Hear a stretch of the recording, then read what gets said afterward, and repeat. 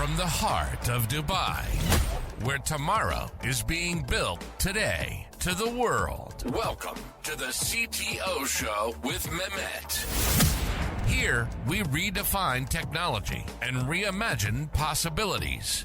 With Mehmet, delve into the riveting realms of AI, cybersecurity, and digital technology. Experience the thrilling highs and lows of startups. Immerse yourself in the spirit of entrepreneurship and witness the future of business innovation being written in real time. Now, without further ado, let's tune in and explore the future. Hello and welcome back to an episode of the CTO Show with Mehmet. Today, I'm very pleased joining me, Daniel Andor. Daniel, thank you very much for joining me here today. The way I love to do it, I keep it short. I pass it to my guest to tell us a little bit more about you, your background, your journey, and what you're currently up to. So the floor is yours. Thanks. My pleasure to be here. So yeah, I'm a product designer. I do product design and basically UX design for like 15 years. In the last 4 years, I started a product design studio called Durran, where we mostly work with pre-seed, seed stage companies, tech companies, helping them to reshape their products. And on the side, I also mentor founders in various accelerators. Great, Daniel, and thank you again for being with me here today. Kind of a traditional question, out of the multiple options that you had, why to be in the product design and management? That's a good question. Like when I started with graphic design.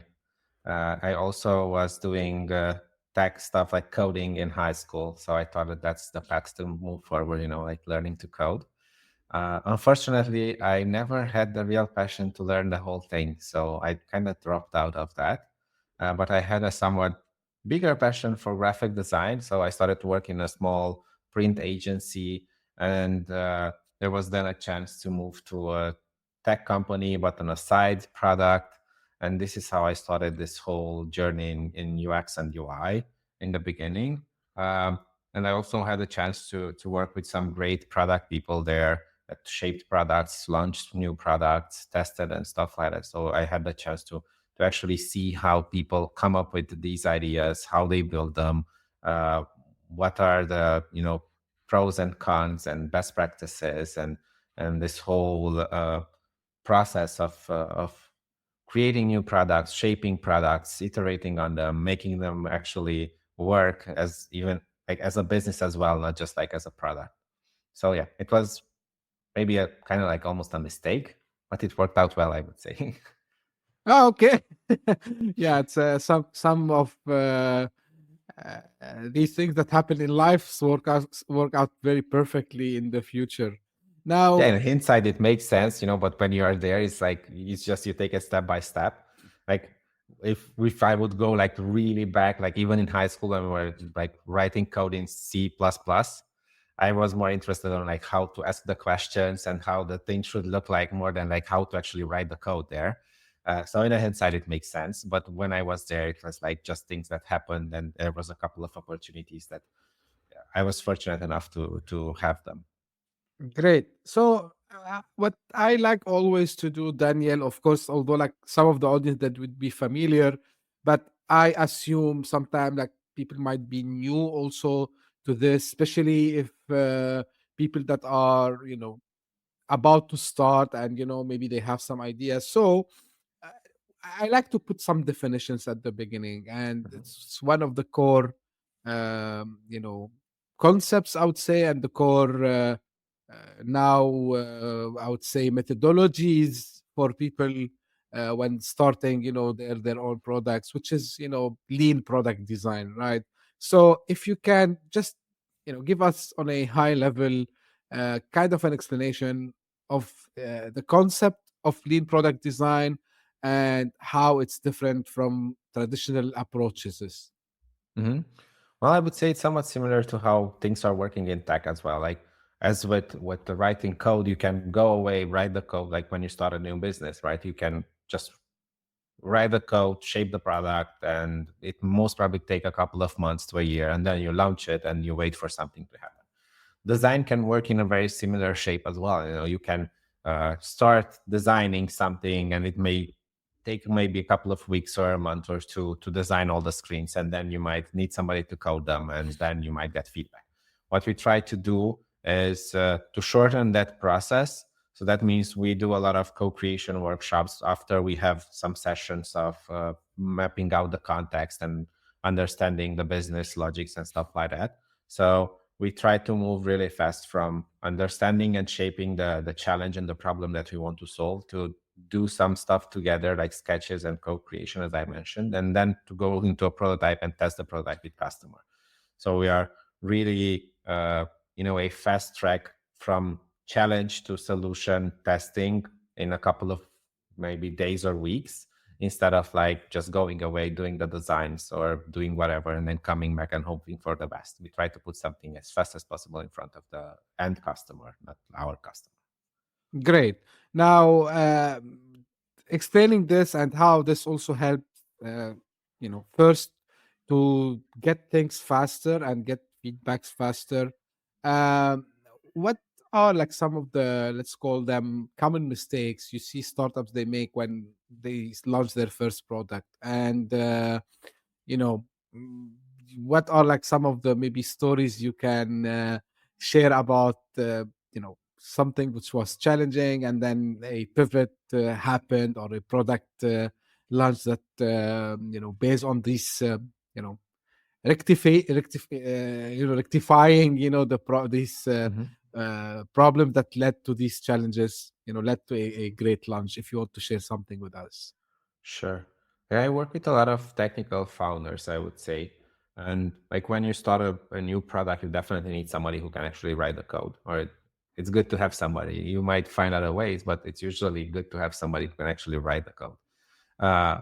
Some of the challenges are when both of the founders are technical founders, and there's quite easy to default on what you tend to do. So that means you, in a way, stay at your desk writing code, just trying to add features on top and making sure you get to a feature parity with your competitor, and then maybe trying to sell your product cheaper than what's on the market. Like this is quite common. I saw it in a bunch of accelerators and incubators as well. The problem with this approach is that the customer feedback comes very, very late in the game, and you try to copy something that's out on the market for years, and you don't necessarily have the backstory of how that thing is working. So this is why most people go for a feature parity, right? You want to have the same features as the main competitor in your market, thinking that you will just convince people to switch because, I don't know, you are cheaper or you think you are doing something better. But up to the point you don't put something in front of your customers and gather feedback on it, it's really hard to see if you're moving in the right direction or not.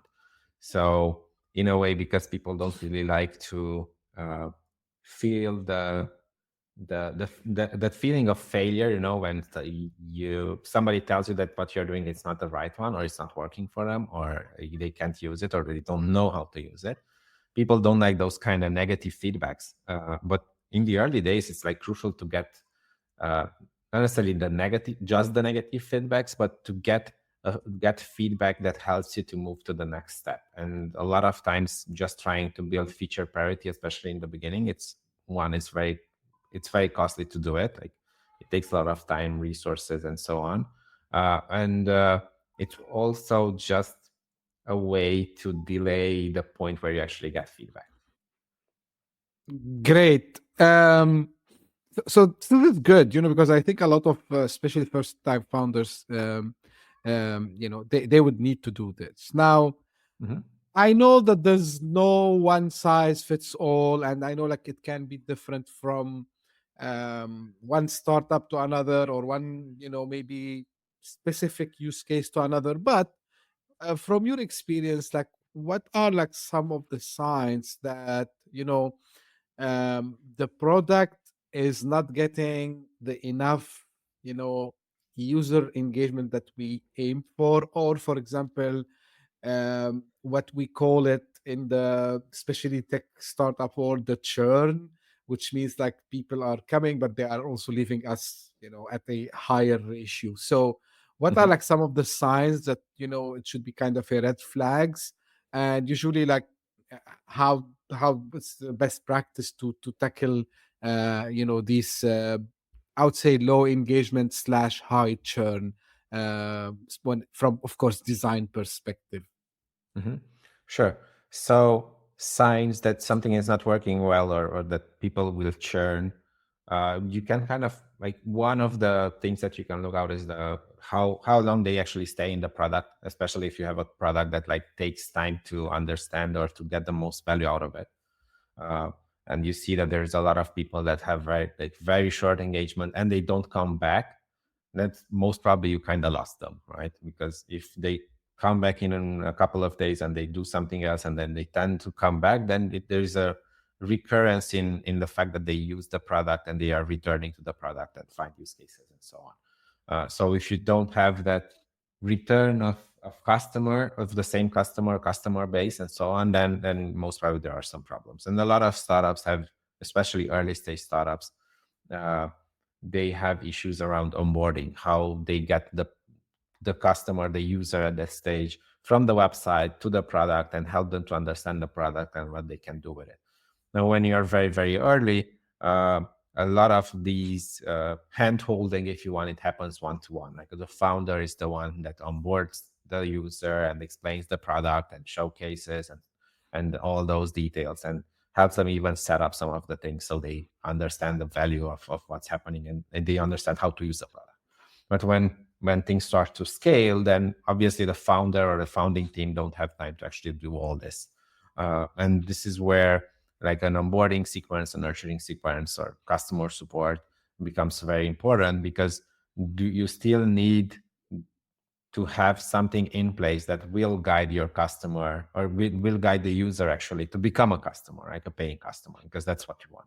First you want to get them into the product so they understand the value of it, and then you want to transition them probably into a paying customer. So if you don't have this recurrence, then that's probably one sign that something is not working right. Or if you have like a high number of people that are coming to the platform, website, whatever, maybe they hit the sign up page, maybe they hit the first screen, but nothing happens after that. That's another sign. So we're looking into analytics, definitely helps.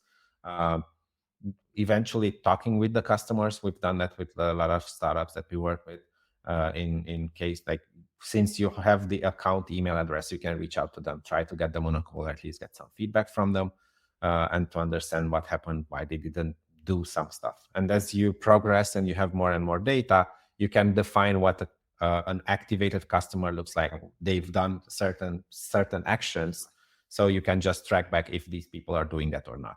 And then you can do kind of the same thing for people that will churn. You see like what are the patterns of people that churn, and you can backtrack that and see who's on the same path if you want. And you can maybe intervene faster before the churn happens. Cool.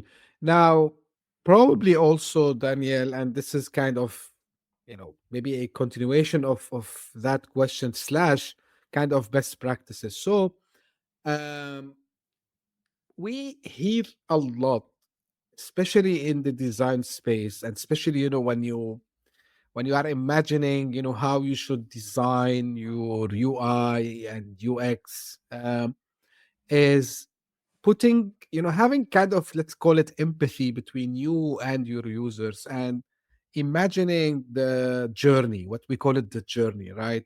Now, I can get it sometimes, especially with founders coming from a strong technical background, which I mean, coding background or like programming background, and they understand the things. So we see, um, you know the f- the issue is, you know they are assuming that, okay, this gonna work, but they don't really show this empathy of the user journey. So in your opinion, and to avoid this, what is a perfect, I would say, user journey would be, especially when you are onboarding, and then later on when you are using? And here again, we're talking more, of course, about like probably SaaS kind of products in this space. So kind of some best practices that you have seen working always, Daniel. As how you come up with the solution? Yes. Okay, so this is kind of, yeah, I got it now. So it's easy to fall into the trap that you saw a couple of stuff happening in one product and you will copy that and you put it in your product and it will work the same way. And I saw that happen quite a lot of times. But uh, when you start drafting the journey and this whole empathy thing, like definitely if you want to have empathy, you kind of have to go and talk with your customer, right? You have to understand it, even if the customer fits your own profile, if you want, because that's another thing. Like a lot of people assume that if it works for me, it will work for everybody because they are kind of like me. uh, and it might be true up to a point, but you still need some input to, if you want to validate this assumption, because you have an assumption, right? You want to find proof, or you want to either prove, either disprove the assumption that you have. So uh, one of them is go and talk with your customer and see how they actually think about this stuff, what kind of products they are using, how they are using them, and what kind of challenges they have. The other thing is that you want to put things in front of your customer as fast as possible most of the times. And I'm not saying like just shipping stuff for the sake of shipping, but you can test, like user flows are quite easy to test in like prototyping tools as without actually coding them. And you can, like, as we are doing that in a couple of days. And then once you have it, it's quite easy to iterate on them. So you can maybe launch different versions of the same thing in a couple of days and test them with your customers. And then you can see if people understand what's happening, or if they don't understand it, or if they know how to get from point A to point B, or they don't know how to do it. And the easiest way to do it is like actually doing calls with them. And you need kind of around 30 to 45-minute calls. Give them a task, give them a prototype, and see if they can go through it or not without your help, even if you're on the call. So especially if you're on the call. Founders usually try to save the customer, and when they start asking like, oh, how I should do this, and they just like intervene and explain it. But that's like not a useful way to get the feedback that you need, because in the end you are there on the call to get the feedback. So yeah, just this empathy part, it can be very abstract, but if you transition it into how I gather the feedback that I need, how I make sure that I build something that's usable and people understand it, then you have some, I would say, easier to tackle challenges than just thinking about an empathy side way of solving the problem. So create something to test your assumption, because in the end you have some assumptions. See how you can test those assumptions, see what kind of users or people you need for that, put something in front of them, see if they can use it or not. Right. So it's all about keep having this, this continuous feedback loop. Sorry. So they can decide and see what's working, what's not working, and Yeah, make it's a sure that feedback loop basically. And you yeah, can get the feedback either, like, one of the things that people tend to do is like they try to get to some kind of statistical significance, and they say, oh, we don't do this because, like, why test with 5 users when we can test with, I don't know, 100? Either way, you don't have the statistical significance, right? But they think that if you have more people, then the feedback is better or something like that. Sometimes it's true, but it takes quite a lot of time to actually get to something that you launch, versus put something that's like low involvement as resources in front of your customers and gather feedback on that, iterate on it, iron out those challenges that are there that in the flow. And then once you have something that you think that's good enough, you can ship it, instead of like just wait for something to ship, get feedback, go back, iterate on it again, wait for something to ship, and so on. This is basically the whole thing, and the whole idea behind the lean product design, or lean startup as well. It's kind of the same thing. You want to get feedback from your customers as fast as possible, learn from that feedback, gather the insights, implement it, and move on. right. Um, Again, because this is a field which is, I would say, it's the too much human oriented, I would say, because at the end of the day, the user experience is something that me, as the one who has the problem that you are offering solution to, I have to use. So it's like it should be like kind of letting me feel you have tailored your solution to me, right? And which is kind of having this empathy. But at the same time, and maybe again, I can't have an episode in the past 2 years without asking. Now, is there any space for AI and the Gen AI tools to help me from UX perspective to make it better, or maybe getting me some suggestions? So how I can leverage the power of AI when I design my product. Have you seen any successful? Or you might tell me, "Man, you know what, it's a catastrophe, don't use it." So I'd love to hear your feedback on this. Yeah, I have a couple of thoughts on it. Like, it depends at least at this stage, and from what I tested. So there might be tools, and obviously there will be better and better tools out there. From what I tested, there are stuff that, in my opinion, is not working. So I'm not a big fan of like using AI tools to gather, user persona information and this kind of stuff. You still have to do your own work and your own research.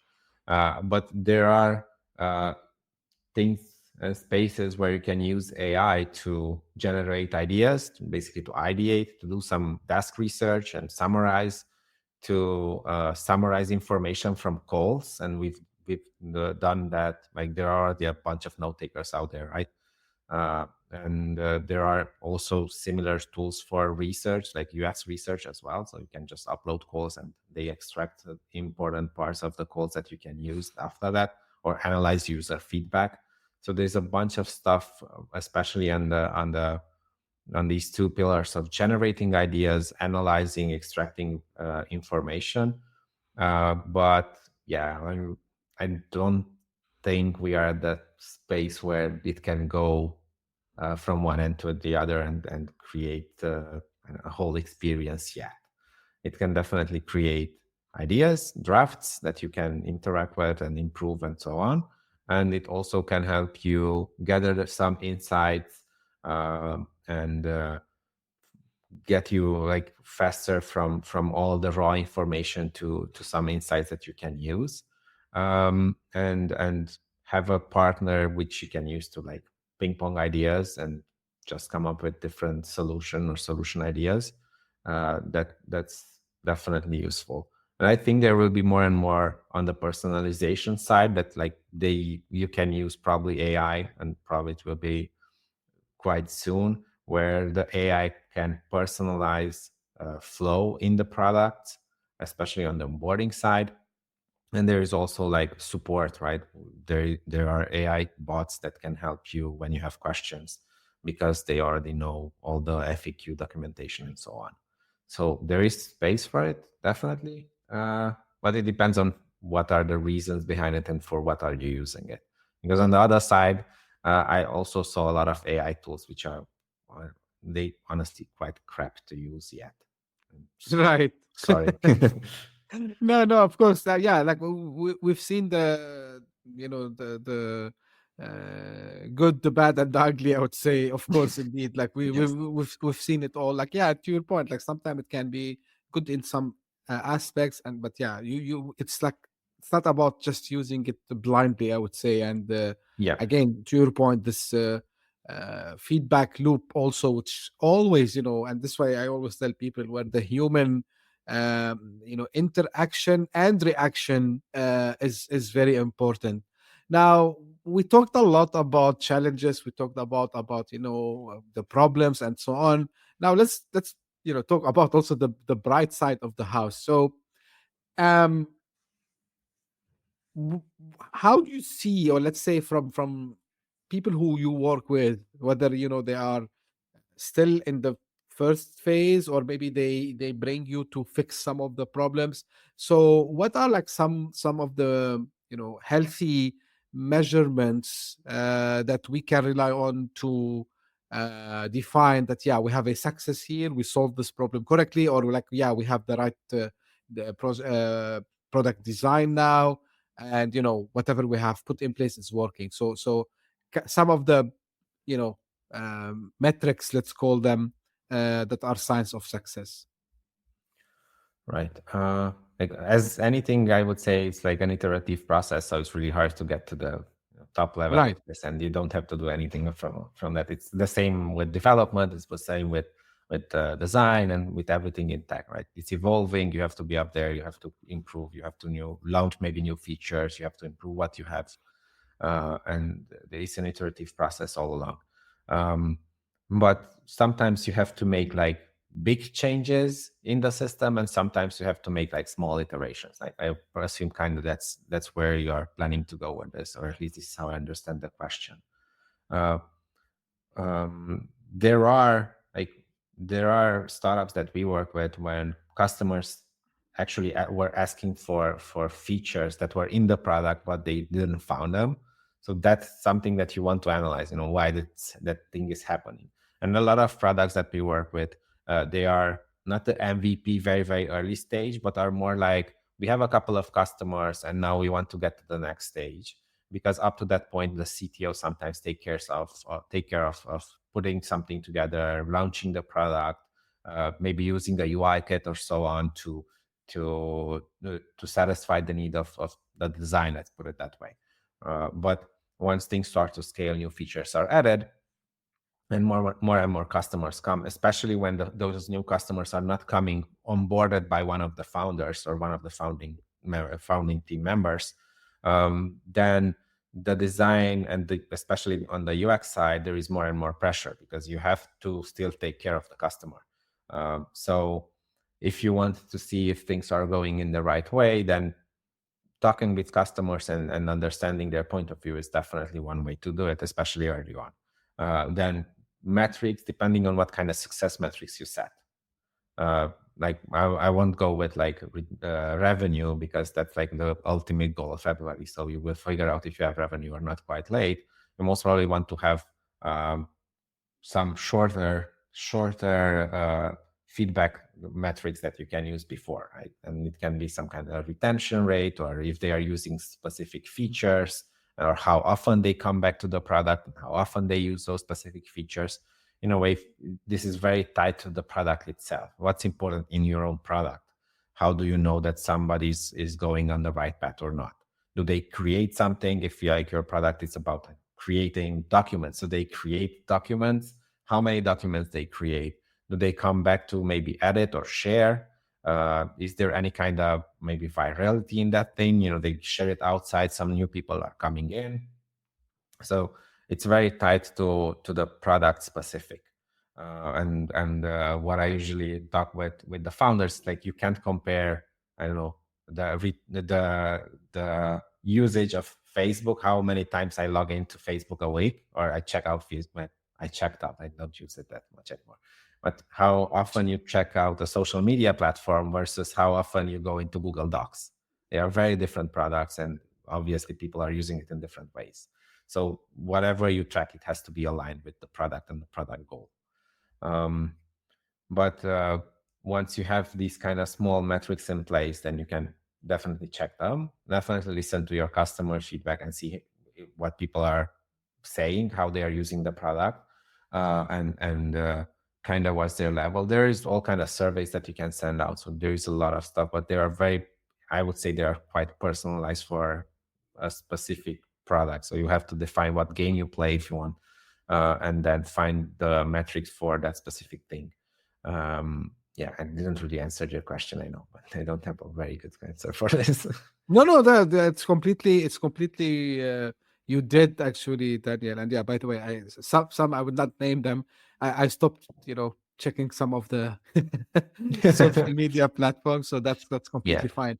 Now, I know like you do a lot of mentorship also, and you've worked like with startups and accelerators like Techstars and so on.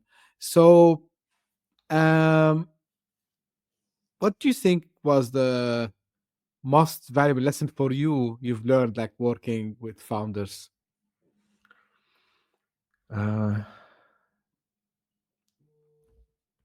It's always interesting to see what's out there, I would say, what new products are coming with, like definitely technology, like as new technology evolves or you have it, there are new ideas or maybe old ideas that implemented in a new way. So one of the things was like just seeing what people are capable of doing with new technologies.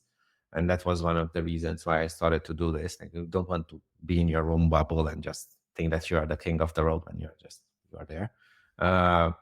And that's one. But otherwise, you can see like that some of these very old challenges are still present.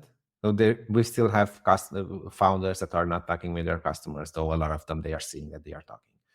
Or they send out a survey instead of like actually going on a call because they think that it's easier, they get more answers, and they go quantity over quality a lot of times.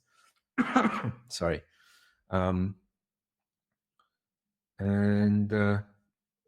Yeah, I would say like top of my mind, kind of these.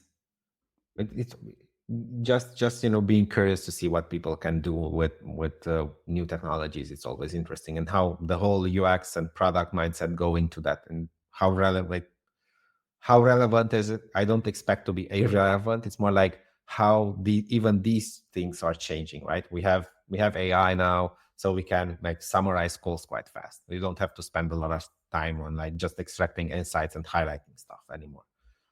Or you can draft solutions faster than before. So even for us, it's a change. Like even on the product side, it's a change. Even like what's a product market fit and how easy is to lose it, it's different now because everything is moving at a different speed now. So yeah, it's just being there and seeing what people can do and what is capable of the new technologies. It's always great. Yeah.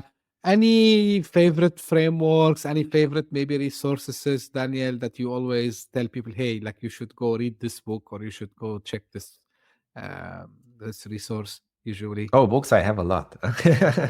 There are some books that I recommend. I usually recommend to founders. Running Lean from Ash Moria.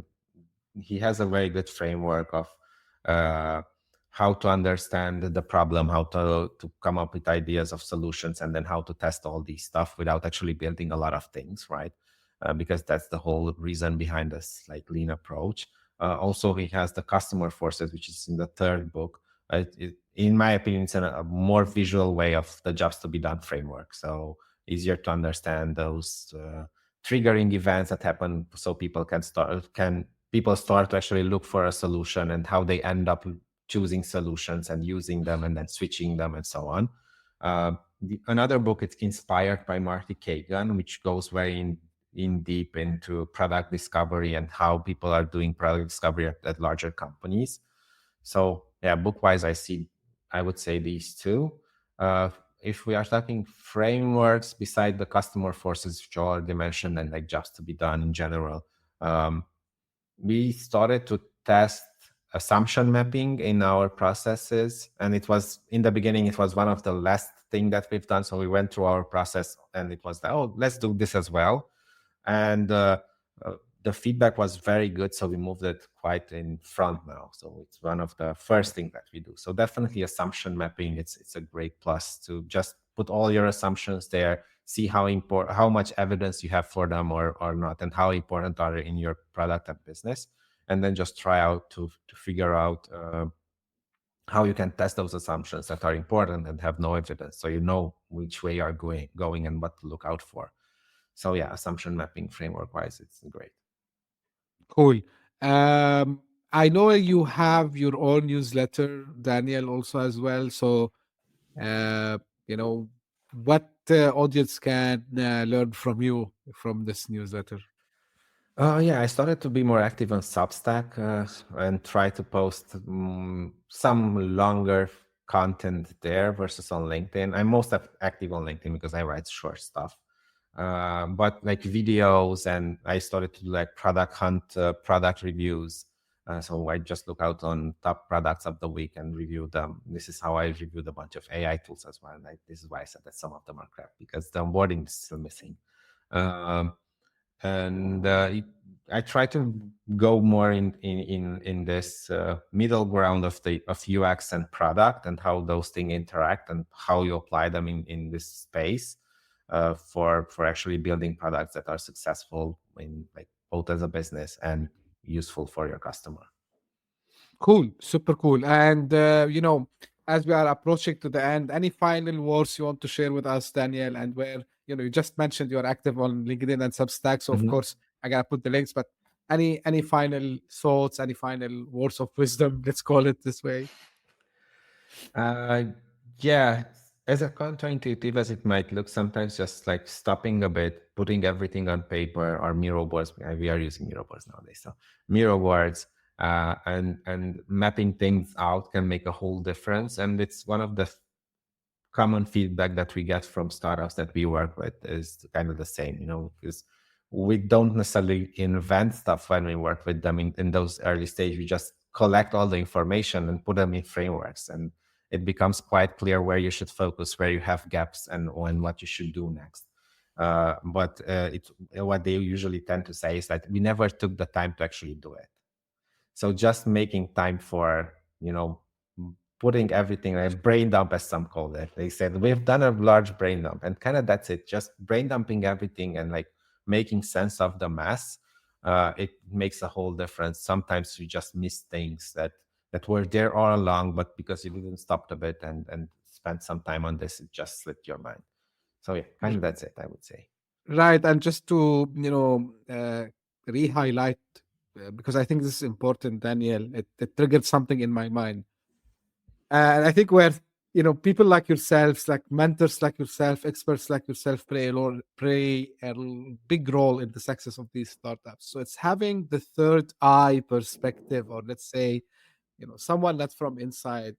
And let's be frank, it happened to me before, and I'm sure it happened to you, Daniel, as well. Yeah, so sure. when we are within, so our perspective is always, we're limited by what we want to see successful. So when you bring someone to look from the outside and start to classify the problems that we have, or maybe the challenge that we have, and you get help. So this is where I think this the conceptions start to change, and then you start, because to your point, like you start to listen to other people's opinion, which opens your eyes. So and this is exactly, I think, where Daniel, your expertise would help a lot of founders and even teams who are facing problems coming to design and user experience to be solved out. So again, thank you very much for sharing your insight.